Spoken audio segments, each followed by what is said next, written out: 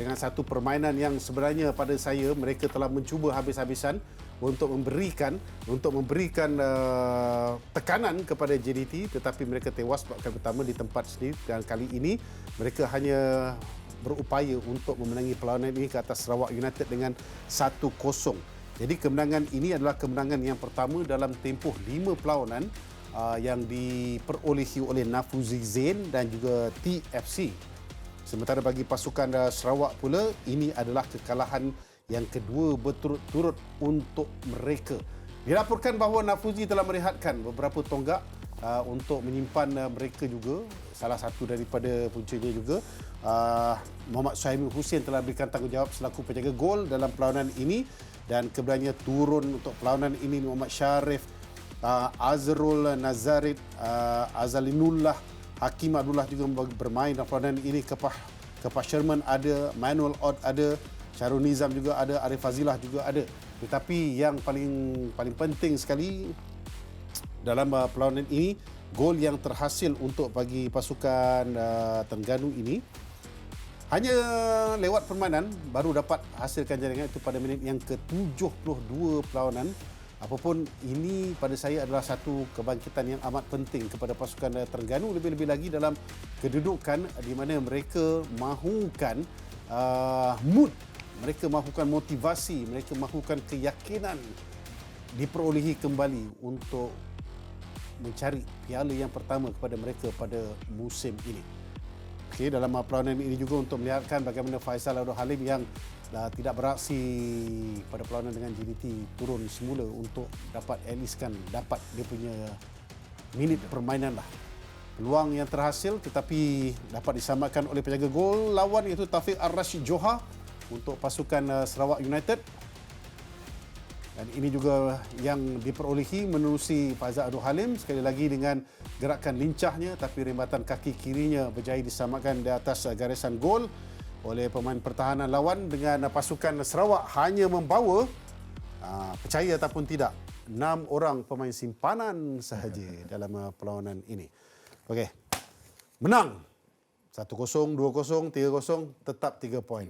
Menang selepas beberapa hari yang lalu kalah di tempat sendiri untuk pasukan Terengganu. Yap, itu satu benda yang bagus daripada coach Nafuzi dan juga pasukan Terengganu. Dan seperti abang cakap tadi, saya tidak kisah berapa gol yang mereka jaringkan. Yang penting 3 mata. Okey. Dan kita boleh nampak mereka banyak melakukan serangan, banyak create peluang, tetapi mungkin penjaga pasukan Sarawak United beraksi dengan cukup baik dan menidakkan banyak peluang pasukan hari ini dia FC. Memang top form, Taufik Ar-Rashid Johar. Jadi kredit harus diberikan kepada dia lah. Tetapi dari segi momentum kemenangan ataupun momentum permainan, saya rasa Terengganu seperti biasa.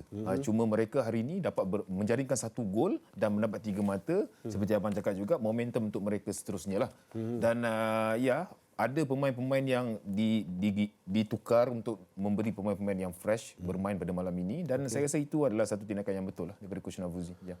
Okey, bagaimana selalunya kalau selepas kekalahan dalam tempoh terdekat nak kena main balik, nak cari balik kemenangan itu? Ya, itu saya rasa sukar dari sudut pemain. Ya, saya rasa sukar, tetapi itu pentingnya coach, staff coach dan pemain itu sendirilah memikirkan apa yang seharusnya dilakukan selepas perlawanan yang mereka lalui dengan kekalahan. Okey. Dan pasukan Terengganu mempunyai pemain yang ramai, saya rasa cukup besar, dan pemain yang berpotensi. Saya rasa mereka bijaklah untuk menilai bagaimana untuk meningkat kembali dia orang punya keyakinan untuk memenangi perlawanan, dan terbukti mereka malam ini memenangkan. 2-3 kali kita dah sebut yang perlawanan berikutnya PJ City akan berdepan dengan pasukan Sarawak di Kuching pada 17.8. Terengganu pada hari yang sama juga bakal berdepan dengan pasukan Selangor. Di sinilah question mark yang paling besar sekali. Apa perdagangan Nafuzi Zain? Ya, pasukannya dia pasukan Terengganu berjumpa juga pasukan yang baik, kuat dan tetapi ada sedikit masalah dalam pasukan itu.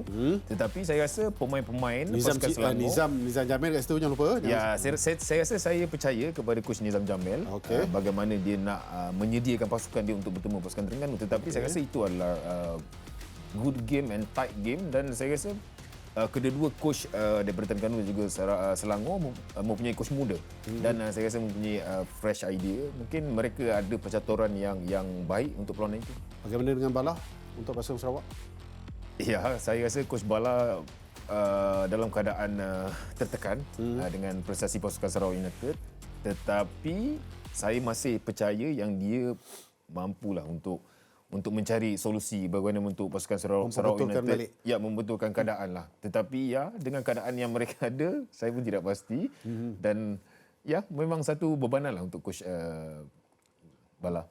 Ya. Sebab dia nak bawa balik semangat kepada pasukan Sarawak ini. Kita tahu bahawa bukanlah satu tugasan yang mudah. Baik, anda dapat perhatikan situ rekod pertemuan sejak 2021 semuanya berpihak kepada pasukan Terengganu ke atas pasukan Sarawak ketika ini.